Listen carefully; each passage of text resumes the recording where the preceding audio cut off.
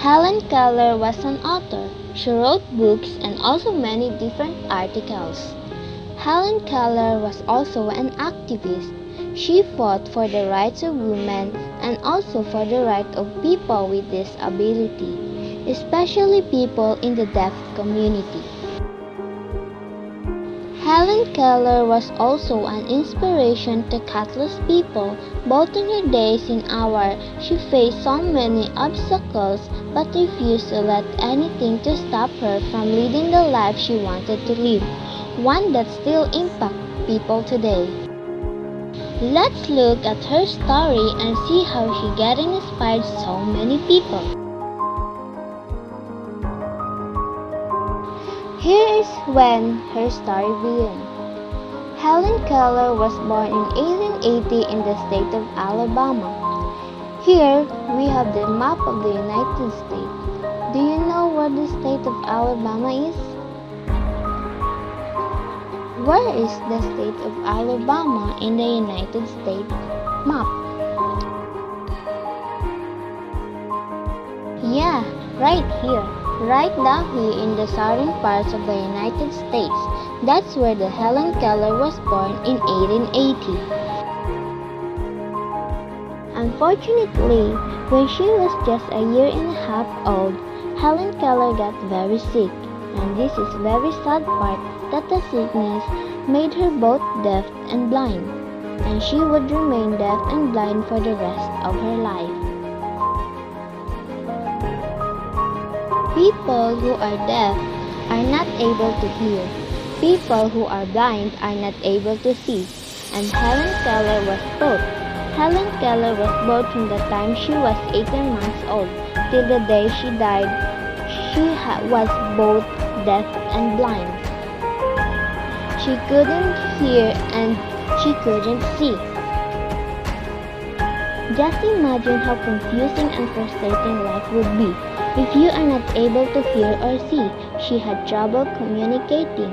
Without the ability to see or hear, no one knew how to help her. But that changed just before Helen Keller turned 7 years old. You see, a teacher named Anne Sullivan came to help Helen Keller in 1887. She taught young Helen how to communicate. It was a big challenge for Anne Sullivan. Remember, Helen Keller could not hear or see.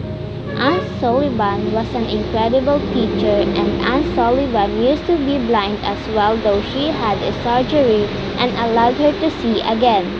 So, she understood a little bit where Helen Keller was coming from. She was a patient with Helen Keller and taught her not only how to communicate, but also taught her how to read books using braille. Anne Sullivan opened up a whole new world to Helen Keller. And here's the cool part. They remained close friends for 49 years. Helen Keller and Anne Sullivan were truly up a team and were friends for 49 years until Anne Sullivan passed away. Thanks for Anne Sullivan for teaching and Helen Keller hard-working study as a young woman. She was accepted in the university. Helen Keller studied at Radcliffe College. She became the first deaf-blind person to receive a Bachelor of Arts degree. Helen Keller wrote many books. People were impressed not just with her writing, but with her extraordinary stories.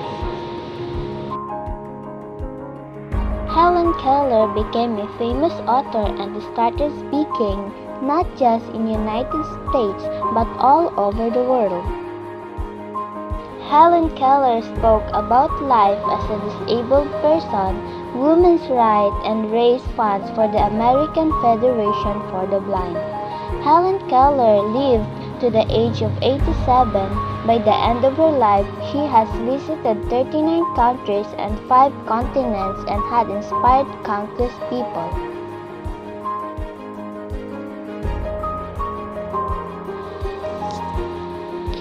Inspiration is something that makes someone want to do something or that gives someone an idea about what to do or create.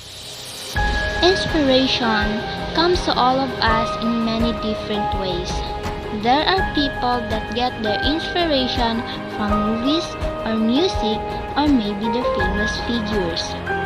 My inspiration comes from someone that maybe all of us know who is. She is Helen Keller. I get inspiration from her because she can pass her life with her deformity. We can see from Keller's life, deformity is an obstacle for us to get our success. Many people in this world feel ungrateful because of their disadvantages. It's wrong. There is sky on the sky. We have to feel grateful to God. He gives us challenge for us to live. As a teacher someday, Keller is such an inspiration. We can still do what we want to do even if we have disability. Thus, disability is not a hindrance to do such things and to inspire people.